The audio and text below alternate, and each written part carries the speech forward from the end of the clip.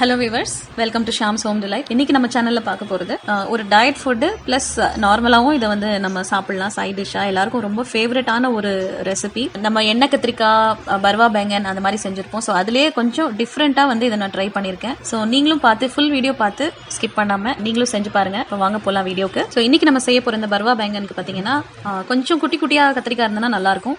ரொம்ப பெருசா இல்லாம மீடியம் டு குட்டி குட்டியா கத்திரிக்காய். எனக்கு இதுதான் இன்னைக்கு கிடைச்சிருக்கு. இது பார்த்தீங்கன்னா ஒரு ட்ரையான மசாலா தான். இது வந்து கிரேவி டைப் கிடையாது. ஸோ டயட் பண்றவங்களுக்கு அப்படியே சாப்பிட்றக்கோ இல்ல வந்து cauliflower rice, cauliflower curd rice அந்த மாதிரி எதுக்காது கூட சாப்பிட்றதுக்கோ இது வந்து சூப்பரா இருக்கும். நார்மலா எண்ணெய் கத்திரிக்காய்க்கு முழுசா எப்படி வெட்டி போடுவோம் அந்த மாதிரி தான் வெட்டி போடுறேன் இன்னைக்கு. நடுவில் உள்ள எல்லாம் சொத்தை இல்லாம அதை மட்டும் நம்ம எடுத்து இந்த மாதிரி குட்டியா இருக்கிறதுனாலும் கொஞ்சம் பெருசா இருக்கிறதும் ஒரு ஆறாவும் அந்த மாதிரி வெட்டி நான் போடுறேன். கத்திரிக்காய் எல்லாம் வெட்டி வந்து வெளியே வச்சா ஒரு மாதிரி கடுத்து போயிடும்னு சொல்லுவாங்க. ஸோ நான் இப்போ வெட்டி எல்லாத்தையும் தண்ணியில போட்டிருக்கேன். ஸோ நம்ம மசாலா ரெடி பண்ணிட்டு இதை எடுத்து நம்ம எல்லாம் ஃபில் பண்ணிக்கலாம்.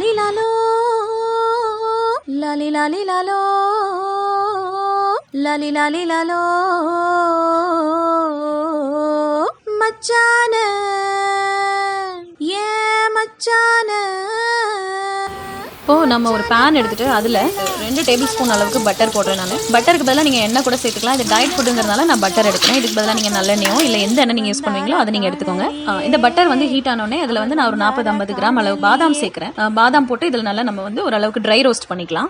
இந்த பாதாமுக்கு பதிலாக நீங்க வந்து வேர்க்கடலை சேர்க்கலாம். அந்த வேர்க்கடலையும் அருமையா இருக்கும். இதுவுமே ஆக்சுவலா வேர்க்கடலை மாதிரி தான் எனக்கு இருந்துச்சு. ஸோ இதுக்கு பதிலாக நீங்க வேர்க்கடலை இருந்ததுன்னா அதுவும் சேர்த்துக்கலாம். இது வந்து ஆப்ஷனல் தான். இது ரெண்டுல ஏதோ ஒன்று சேர்த்துக்கலாம். இந்த பாதாம் நம்ம வந்து போடுறதுக்கு வந்து காரணம் என்னன்னா ஒரு கிரேவியா ஒரு திக்னஸ் ஒரு கிடைக்கும் நமக்கு. நம்ம ரெடி பண்ண போற அந்த மிக்சருக்கு வந்து நம்ம இந்த பாதாம் ஆட் பண்றோம். ஆச்சுங்க, பாதாம் வந்து இப்போ ஓரளவுக்கு ரோஸ்ட் ஆயிடுச்சு. ஸோ இந்த ஸ்டேஜில் நம்ம அடுப்பை அமர்த்திட்டு அடுத்த மசாலாக்கள் நம்ம போட்டுக்கலாம். இது கொஞ்சம் ஆறட்டும். இது ஆறினதுக்கு அப்புறமா தான் நம்ம மற்ற மசாலாலாம் இதில் ஆட் பண்ண முடியும். இந்த பாதாம் வந்து இப்போ ஆறிடுச்சு. இதில் நம்ம ஒரு 10 பல்லு பூண்டு போட்டுக்கலாம். ஒரு 1/2 டேபிள் ஸ்பூன் தனியாத்தூள். இதெல்லாம் நீங்கள் ராவாக போட்டு வறுத்து அரைச்சி போடுறா இருந்தாலும் போடலாம். ஒரு 1/2 டேபிள் ஸ்பூன் சீரகத்தூள். மிளகாய்த்தூள் வந்து உங்களோட காரத்துக்கு தகுந்த மாதிரி. ஒரு 1/4 டீஸ்பூன் மஞ்சள்தூள். உப்பு நம்ம விரட்ட போகிறோம். கத்திரிக்காய்க்கு தகுந்த மாதிரி உப்பு சேர்த்துக்கலாம். ஸோ இப்போ இது என்ன பண்ணுறோம், எல்லாத்தையும் வந்து ஒரு நல்ல மிக்ஸி ஜாரில் போட்டு நல்லா அரைச்சி மிக்ஸ் பண்ணி எடுத்துக்கலாம். இதை நம்ம நல்லா நைஸ் பேஸ்ட்டாக அரைச்சி எடுத்துக்கலாங்க. பாருங்க, இப்போ இந்த பேஸ்ட்டை நம்ம எடுத்து வச்சுட்டு அடுத்த ப்ராசஸ் என்னன்னு பார்க்கலாம் வாங்க. இப்போ நம்மளோட இந்த பேஸ்ட் ரெடி ஆயிடுச்சு. இதில் வந்து ஒரு விஷயம் நம்ம இன்னொன்று எக்ஸ்ட்ரா ஆட் பண்ணணும். என்னென்னா சோம்பு தூள். சப்போஸ் உங்ககிட்ட சோம்பு தூள் இல்லைன்னா அரைக்கிறதுக்கு முன்னாடி இந்த சோம்பு போட்டு ஆட் பண்ணிக்கோங்க. இப்போ நான் வந்து இதில் 1 டீஸ்பூன் அளவுக்கு சோம்பு தூளை ஆட் பண்ணுறேன். இது சப்போஸ் உங்களுக்கு ரொம்ப கெட்டியாக தெரிஞ்சிச்சுன்னா கொஞ்சமாக டைல்யூட் பண்ணிக்கலாம் தண்ணி விட்டு. இதை நம்ம வந்து அப்ளை பண்ண போகிறோம் கத்திரிக்காய்க்குள்ளே. ஸோ ரொம்ப கெட்டியாக இருந்ததுன்னா நீங்கள் தண்ணி ஊற்றி டைல்யூட் பண்ணிக்கோங்க. இப்போ நம்ம கட் பண்ணி வச்சுருக்கிற இந்த கத்திரிக்காய்க்குள்ளே இந்த மசாலாவை வந்து நம்ம அப்படியே அப்ளை பண்ணி விட்டுக்கலாம். இது வந்து டயட் ஃபுட்டுங்கிறனால நம்ம பட்டர் பாதாம்லாம் சூஸ் பண்ணியிருக்கோம். டயட் பண்ணாதவங்க இதை வந்து சாதாரணமான எண்ணெயில் பாதாமுக்கு பதிலாக உங்ககிட்ட வேர்க்கடலை இருந்ததுன்னா வேர்க்கடலையோ வேர்க்கடலையும் பொரிக்கடலையும் சேர்த்து போடலாம். பொட்டுக்கடலை மட்டும் போட்டால் அந்த டேஸ்ட்டு இருக்காது. ஸோ வேர்க்கடலை கட்டாயம் போடுங்க. நார்மலாக எந்த எண்ணெய் வேணாலும் நீங்கள் யூஸ் பண்ணிவிட்டு அதில் நீங்கள் வந்து அந்த வேர்க்கடலையை வறுத்துட்டு மற்ற எல்லா மசாலாவும் இந்த மாதிரி நீங்கள் போட்டு அரைச்சிக்கலாம். ஆக்சுவலாக இதுவே பார்த்தீங்கன்னா கமகமன் அப்படி ஒரு வாசம், ஏதோ ஒரு துவையல் மாதிரி நல்லா மணமாக இருக்குது. வெள்ளைச்சாரா புன்னகையில் அள்ளி வச்ச கடலையே நான் அள்ளி வச்சேன். இப்போ இதுவும் நான் ஃப்ரை பண்ண போகிறது பார்த்தீங்கன்னா நல்லெண்ணெயில். உங்ககிட்ட என்ன ஆயில் சாய்ஸ் இருக்கோ அதில் நீங்கள் வந்து ஃப்ரை பண்ணிக்கலாம். இந்த மாதிரி ஒரு காய்க்கும் அப்ளை பண்ணிவிட்டு ஒரு பேட்சாக நம்ம இதை ஃப்ரை பண்ணி எடுத்துக்கலாம். இப்போ வாங்க இதை நம்ம ஃப்ரை பண்ணலாம். நான் வந்து இந்த மாதிரி வடிச்சிட்டு இல்லைன்னா ஃப்ளாட்டான பேனு அந்த மாதிரி நீங்கள் எது வேணால் எடுத்துக்கலாம். உங்களுக்கு எதில் வந்து இது கன்வீனியண்ட்டாக வருதோ அந்த மாதிரி நீங்கள் ஒரு பேன் இல்லைன்னா இந்த மாதிரி வடிச்சிட்டு எடுத்துக்கலாம்.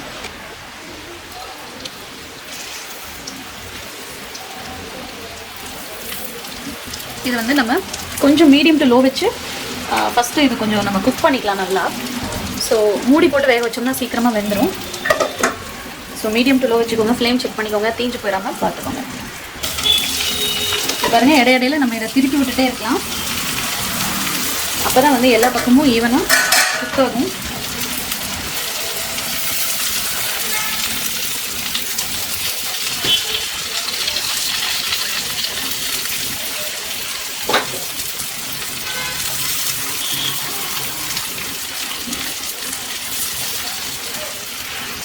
கலர் சேஞ்ச் ஆக ஆரம்பிச்சிருக்கு பாருங்கள். திரும்ப இதை மூடி வச்சு நம்ம குக் பண்ணிக்கலாம்.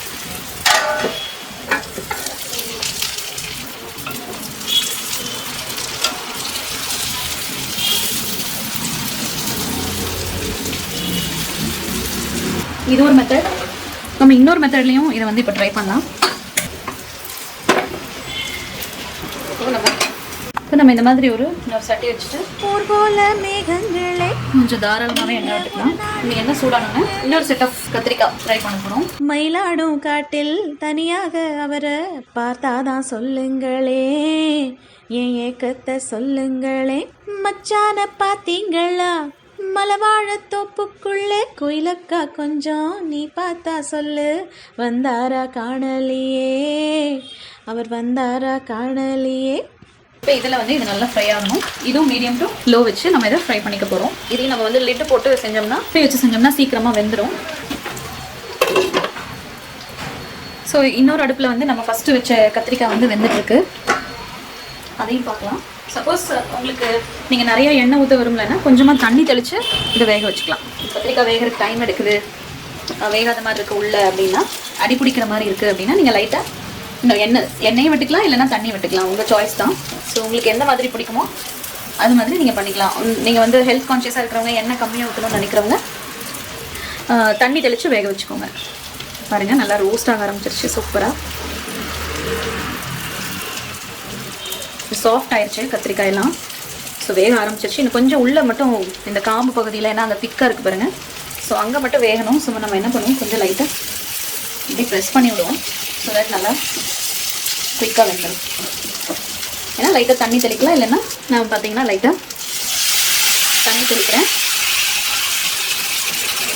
தண்ணி தெளிச்சுட்டு 3 நிமிஷம் வெந்துட்டு இருக்கிற நேரம் நம்ம என்ன பண்ணுறோம், கொஞ்சமாக புளி எடுத்து ஊற வச்சுக்கலாம். ஒரு 50 ml அளவுக்கு மட்டுமே இந்த புளி தண்ணி வர மாதிரி கரைச்சிக்கோங்க. நான் பாருங்கள் புளி இவ்வளோ தான் எடுத்திருக்கேன், ஒரு குட்டி 1/2 லெமன் சைஸ்க்கு சொல்லலாம். ஸோ அவ்வளோதான் எடுத்திருக்கேன்.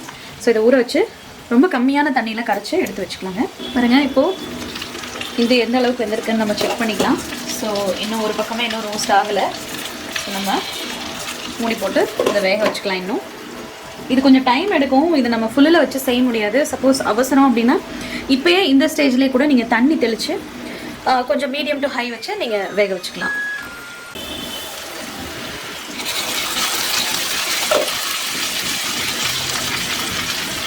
இப்போ நம்ம இது எல்லாத்தையும் திருப்பி விட்டுக்கலாங்க. பாருங்கள் ஒரு பக்கம் நல்லா ரோஸ்ட் ஆயிடுச்சு.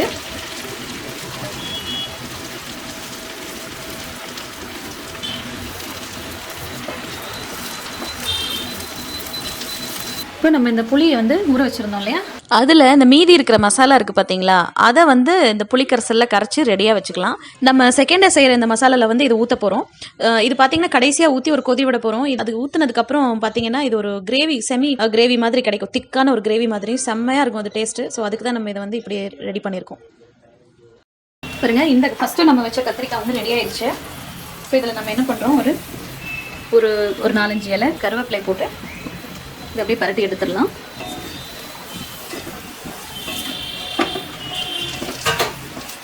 பாருங்கள் இந்த மசாலா கூட அடி பிடிக்காமல் அப்படியே வருது.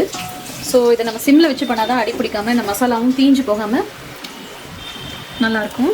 ஸோ இதை ஒரு பரட்டிட்டு 1 நிமிஷத்தில் நம்ம இதை ஆஃப் பண்ணிடலாம் அடுப்பை. அவ்வளோதாங்க ஆச்சு. இப்போ நம்ம வந்து சர்வ் பண்ணிடலாம். இது பாருங்கள் இப்போ நல்லா வந்து ஃப்ரை ஆகிடுச்சு. இந்த ஸ்டேஜில் நம்ம இந்த கரைச்சி வச்சுருக்கோம் பாருங்கள், அதை இதில் ஊற்றிட்டு இப்போ இதில் ஒரு 10 கருவேப்பிலை போட்டு இதை வந்து சிம்மில் வச்சு ஒரு 5 மினிட்ஸ்க்கு நம்ம ஃப்ரை பண்ணிக்கலாம். பாருங்க, வாவ் பாருங்க, நம்மளோட இந்த கத்திரிக்காய் ரெடி ஆயிடுச்சு. நம்ம ஊற்றுனது வந்து அப்படியே நல்லா ஃப்ரை ஆகி எண்ணெய் பிரிஞ்சு. ஸோ வாங்க இப்போ நம்ம இதை சர்வ் பண்ணலாம். இன்றைக்கி நான் செஞ்சுருக்கிற இந்த கத்திரிக்காய் இது வந்து நீங்கள் டயட்டுக்கு எடுக்கிறதா இருந்தால் நம்ம பூசணிக்காய் தயிர் சாதம், இல்லைன்னா வந்து காலிஃப்ளவர் தயிர் சாதம், அது கூட வந்து நீங்கள் சர்வ் பண்ணி சாப்பிட்லாம். டயட் எடுக்காதவங்க சும்மாவே வந்து இதை நான் வேறு ஒரு மெத்தட் சொன்னேன். ஸோ அது மாதிரி செஞ்சுட்டு நார்மல் தயிர் சாதம், சாம்பார் சாதம், அது மாதிரி எது கூடவாது நீங்கள் கூட இதை சர்வ் பண்ணலாம். சூப்பராக இருக்கும். பாருங்கள், இன்றைக்கி நம்ம சிம்பிளாக ஒரு கர்ட் ரைஸ் கூட இந்த கத்திரிக்காயை சர்வ் பண்ணியிருக்கோம். டயட்டில் இருக்கிறவங்க இதே கர்ட் ரைஸை நீங்கள் காலிஃப்ளவரில் செய்யலாம், பூசணிக்காயில் செய்யலாம். ஸோ அந்த மாதிரி செஞ்சு இந்த கத்திரிக்காயை வச்சு சர்வ் பண்ணலாம். சூப்பராக இருக்கும். ஸோ இது வந்து 2 in 1. டயட் இருக்கிறவங்களுக்கும் யூஸ் ஆகும், டயட் இல்லாதவங்களுக்கும் செமையாக இருக்கும். என்னோட சாம்பார் வீடியோவில் வந்து இந்த கத்திரிக்காய் ரெசிபி தான், என்னோட சாம்பார் வீடியோவில் இந்த கத்திரிக்காய் ரெசிபி தான் போட்டிருந்தேன். ஸோ அது நிறைய பேர் கேட்டிருந்தாங்க. ஸோ அதுதான் இன்றைக்கி நம்ம செஞ்சுருக்கோம். சாம்பார் சாதத்துக்கு அமோகமாக இருக்கும். ஸோ டயட் இருக்கிறவங்க இதை கண்டிப்பாக ட்ரை பண்ணி பாருங்கள். All the best. உங்களுக்கு இந்த வீடியோ பிடிச்சிருந்ததுன்னா மறக்காமல் லைக் பண்ணுங்கள், உங்கள் ஃப்ரெண்ட்ஸ் அண்ட் ஃபேமிலி கூட ஷேர் பண்ணுங்கள். தேங்க்ஸ் ஃபார் வாட்சிங்.